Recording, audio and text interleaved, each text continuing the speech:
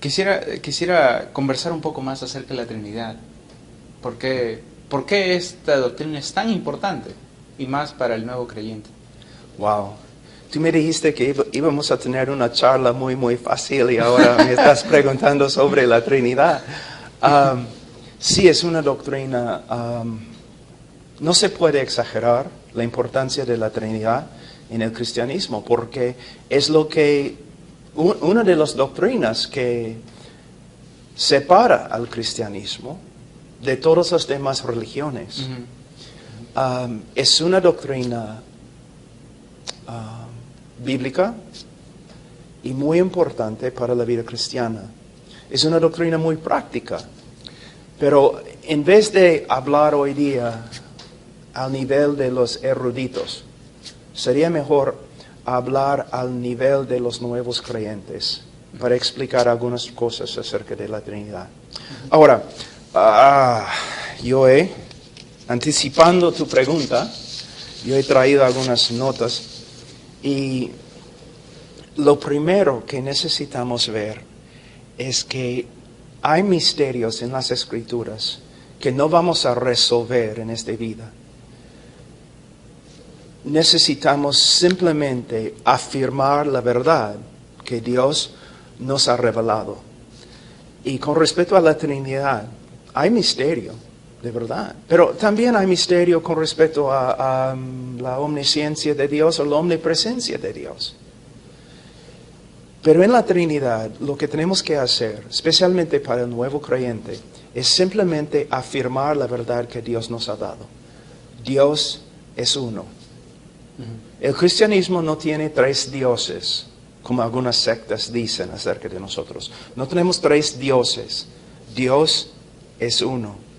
Pero a la vez tenemos que afirmar de la Escritura, ¿no?, que el Padre se llama Dios. Tiene los atributos de Dios y hace las obras de Dios. El Hijo, podemos decir lo mismo, se llama Dios. Tiene los atributos de Dios y hace las obras de Dios. El Espíritu Santo, igual. Entonces, una vez yo estaba hablando con un testigo y él dijo, si tú no me puedes explicar cómo Dios puede ser uno y Dios puede ser tres, no voy a creerlo. Y yo le dije, bueno, ¿puedes explicarme cómo funciona la electricidad? Y él me dijo, no. Entonces, ¿vas a quedarte en la oscuridad simplemente porque no puedes explicar cómo funciona? Tú sabes que es una realidad, pero como ser humano tú tienes limitaciones. Es lo mismo, yo afirmo lo que la Biblia afirma. Y Dios es uno y hay tres personas que son Dios. Con respecto a Dios es uno, vamos primeramente a Deuteronomio y vamos a ver un texto que es muy importante hasta el día de hoy para los judíos. Capítulo 6, versículo 4. Hace 3 semanas yo estuve en Tel Aviv y estuve también en Jerusalén. Y en casi cada lugar vas a ver, en las paredes, en las tiendas donde se venden camisas para los turistas, tú vas a ver, versículo 4, escucha, oh Israel, el Señor es nuestro Dios, el Señor uno es. Now, cuando en el Antiguo Testamento, en hebreo, cuando escuchamos, es escuchar, especialmente como un mandamiento, escucha. Significa más que simplemente oír, sino también obedecer. Que esta verdad debemos oír y debemos aplicar a nuestra vida. ¿Okay? Entonces un texto muy importante llega a ser en hebreo Shema, que significa oír, escucha. Entonces Dios es uno y es el testimonio de toda la Escritura. Y no solamente el Antiguo Testamento, sino también el Nuevo Testamento testifica que Dios es uno. Los apóstoles no cambiaron nada con respecto a esta verdad fundamental de la religión de la Biblia. Dios es uno.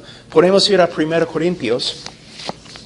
Por ejemplo, Pablo está obrando acá, predicando entre un grupo de personas, una cultura que tenía muchos dioses. Y en versículo 4, él dice, por tanto, en cuanto a comer de lo sacrificado a los ídolos, sabemos que un ídolo no es nada en el mundo y que no hay sino un solo Dios. A la vez, él dice, hay un solo Dios y un solo mediador entre Dios y los hombres, Jesucristo. El hombre Jesucristo. Ahora, entonces, el nuevo cristiano, el nuevo creyente necesita saber y afirmar que hay un solo Dios. Pero a la vez, tenemos que afirmar que en el Nuevo Testamento y a veces en el Antiguo Testamento, podemos ver textos que nos muestran que aunque Dios es uno, hay algo casi inexplicable, especialmente en el Antiguo Testamento, que está comenzando a revelarse. El Hijo de Dios, el Mesías, que a veces en los profetas, aún en la ley, podemos ver un hombre, pero a la vez este Mesías es mucho más que un hombre. Por eso muchos rabinos y muchos escribas y estudiantes antes de la venida de Cristo y aún después afirmaban que el Mesías iba a ser divino. También vemos el Espíritu Santo, no solamente en el Nuevo Testamento, sino también en el Antiguo Testamento. Y podemos ver que tiene atributos divinos. Está haciendo obras que solamente Dios hace. Por ejemplo, el verbo para crear en hebreo solamente se usa con respecto a Dios. Pero podemos ver en Génesis 1, Dios está creando en el principio, pero el Espíritu Santo está involucrado. Llegamos a Colosenses capítulo 1 y entendemos que por medio del Hijo todo fue creado. Entonces, la idea de que hay tres personas que son igualitas divinas, igualmente divinas, no es solamente una doctrina nuevo testamentaria, sino también se encuentra en la ley, la literatura de sabiduría y también en los profetas. Es muy importante. Ahora, vamos a ver, ahora, voy a cambiar página aquí, la hoja. Vamos a ver algunas cosas acerca de la Trinidad. Y para hacerlo, primeramente vamos a Mateo 28. Y vamos a ver algo que es, por lo menos, muy interesante.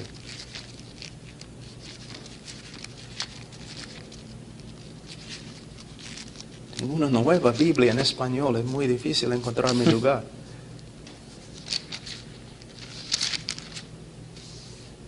En la Gran Comisión, dice en versículo 18, y acercándose Jesús les habló diciendo, toda autoridad me ha sido dada en el cielo y en la tierra. Ahora, este texto es muy importante para los misioneros que están trabajando en el campo misionero, ¿no es cierto? Porque es muy difícil. Necesitamos saber que nuestro Señor tiene toda autoridad en la tierra. Pero no solamente en la tierra, en el cielo. Entonces, ¿de verdad Dios va a dar autoridad, una autoridad así, a un mero hombre? No lo creo. Aquí mismo, en este texto de la Gran Comisión, tenemos una declaración muy clara de que Jesús es más que un ángel, más que un hombre, más que un Dios pequeño. Es Dios de verdad. En el sentido más estricto de la palabra, Jesús es Dios. Pero aquí tenemos también algo acerca de la Trinidad. Dice en versículo 19, id pues y haced discípulos de todas las naciones, bautizándolos en el nombre del Padre y del Hijo y del Espíritu Santo. Quizás un nuevo creyente dice o pregunta, ¿qué tiene que ver con la Trinidad? Bueno, no solamente es el hecho que se mencionan acá el Padre, el Hijo y el Espíritu Santo, sino dice en el nombre del Padre, del Hijo y del Espíritu Santo. Debe decir lo siguiente, en los nombres del Padre, del Hijo y del Espíritu Santo. Pero dice en el nombre singular de 3 personas, plural. Entonces aquí podemos ver no solamente que Dios es uno, un solo nombre, pero a la vez 3 personas. Y el hecho que tenemos Padre, Hijo y Espíritu Santo juntos así, ¿cómo vamos a poner Jesús o el Espíritu Santo en el mismo nivel del Padre si no son iguales al Padre? ¿Me entiendes? Ujú. Entonces, en este texto, es un texto acerca de la Gran Comisión, podemos ver algo de la Trinidad. Y cuando un cristiano se bautiza, no solamente es una proclamación pública acerca de su identificación con el cristianismo, con Jesús, pero se bautiza en el nombre del Padre, del Hijo, del Espíritu Santo. Muy importante. Y también podemos verlo en 2 Corintios. Vamos a 2 Corintios un ratito.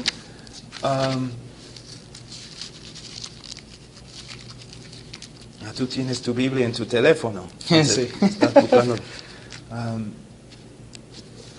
Capítulo 13.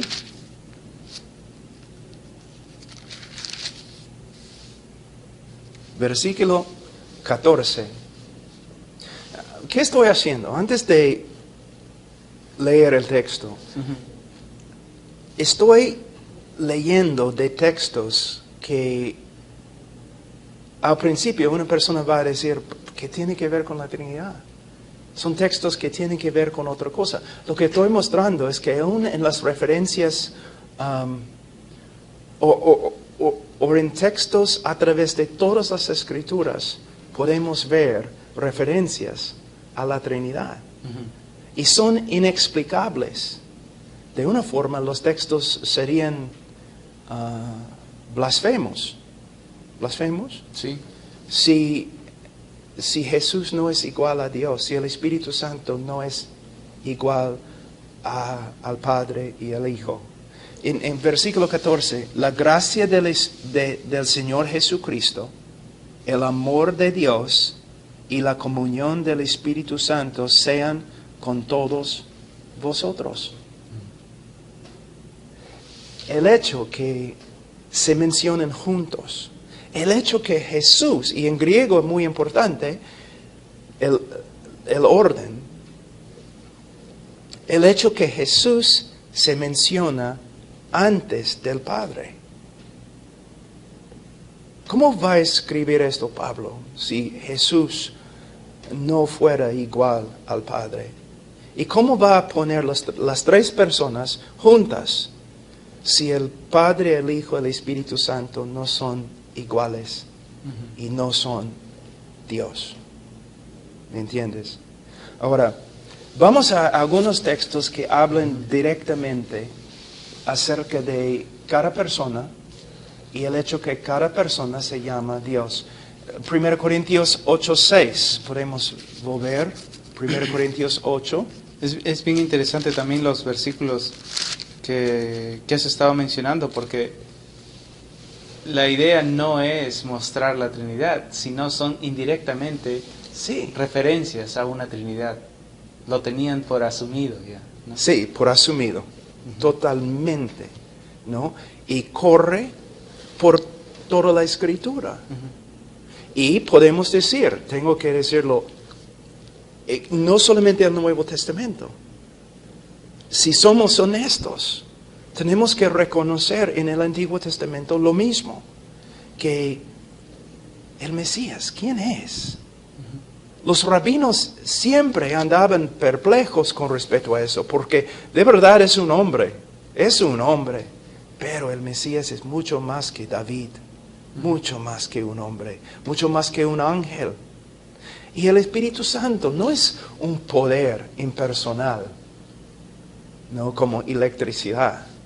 Es una persona, tiene una voluntad, hace obras. Aún en el Antiguo Testamento, el Espíritu Santo puede ser ofendido. Ya comenzamos a ver. Hay algo que está pasando acá. Es una de las razones por las cuales de verdad me encanta el Antiguo Testamento. Es un tesoro. Es como Que, buscar y buscar. por medio de estudiar en el Antiguo Testamento, tú comienzas a ver, wow, la doctrina de Cristo se encuentra acá. La doctrina del Espíritu Santo se encuentra acá, claramente. Y Jesús, Él no se encuentra solamente en el Nuevo Testamento, se encuentra en cada página de la Biblia. Todo tiene que ver con Él. Y los grandes predicadores, ellos se daban cuenta de eso. Y sus prédicas eran tan impactantes porque predicaban a Cristo. No simplemente una moralidad o 10 principios por los cuales podemos mejorar la vida. No, ellos predicaban a Cristo. Y es lo que nosotros debemos hacer, es predicar a Cristo. Ahora, en 1 Corintios 8:6, sin embargo, para nosotros hay un solo Dios, el Padre,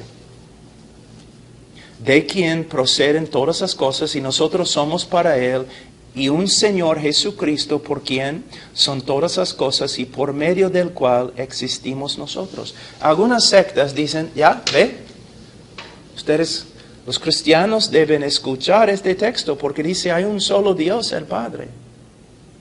Sí, Pablo en este momento está enfatizando la deidad del Padre. Pero no debemos olvidarnos. ¿Qué más dice? Mira, Jesús se llama el Señor en el mismo texto. El Señor, que en el Antiguo Testamento es una palabra muy importante que se reserva solo para Dios. También existimos por medio de Él. Pero la Biblia dice que Dios sustenta el mundo, que Dios creó el mundo. Entonces, no es una negación, solamente Él está poniendo énfasis en la persona del Padre. Ahora, vamos a Juan 1. Ya, hablando así, no voy a poder entrar en el cielo, ¿no? No. Juan 1:1. En el principio existía el Verbo, y el Verbo estaba con Dios, y el Verbo era Dios. Es lo que el texto dice. En el griego dice, la énfasis es aún más sobre la deidad del Verbo. ¿Por qué? En el griego dice, en el principio existía el Verbo y el Verbo estaba con Dios y Dios era el Verbo. Poniendo la énfasis en su deidad. Y si no está diciendo que el Verbo es Dios, entonces versículo 14 no tiene significado. ¿Por qué? Está hablando de la encarnación. ¿La encarnación de qué? Un ángel. Pero vamos a Hebreos y sabemos que es mucho más que un ángel. Y no es nada entre un ángel y Dios. Claramente la Biblia dice que es Dios. A veces los testigos de Jehová, o mejor dicho, los testigos sin Jehová, vienen a la puerta y un nuevo creyente contesta. Y comienzan a hablar de la deidad, o los testigos negando la deidad de Jesús. Y siempre dicen a los nuevos creyentes, pero si tú supieras, si tú pudieras leer el griego, sabrías que en el griego claramente no dice Dios, sino un Dios. Cuando ellos vienen a mi casa y dicen que tal cosa, yo siempre digo, ¿de verdad? ¿Es lo que dice? Wow, en griego. ¿Tú lo sabes? ¿Tú sabes qué dice en griego un Dios? Sí, claro. Un ratito. Yo voy a mi biblioteca, traigo mi Nuevo Testamento en griego. Y yo les doy mi Nuevo Testamento. Muéstrame. Yo no lo hago simplemente para avergonzar a la persona, pero mayormente ellos siempre te visitan dos personas, un líder y un discípulo. Estoy tratando de mostrar al discípulo que su líder es un mentiroso. Yo le doy mi Nuevo Testamento en griego. Aquí, Señor, muéstrame. Y el hombre está mirando. Mira, yo dejo de hablar con él y yo hablo con su discípulo. Mira, él entró a mi casa básicamente tratando de engañarme, que él no era experto en griego. Pero mira, él ni puede encontrar el libro de Juan en griego. De verdad, joven, ¿este es el hombre que quieres seguir? Por supuesto, los nuevos creyentes no pueden hacer eso, quizás no leen griego. Pero no deben tener miedo cuando los testigos vienen con su conocimiento de griego, porque no tienen conocimiento de griego. Otra cosa que es muy importante, si podemos, vamos a volver a este asunto de los testigos, porque yo voy a explicar cómo yo testifico a los testigos después. Pero la Biblia claramente aquí en Juan 1:1 dice que el verbo es Dios.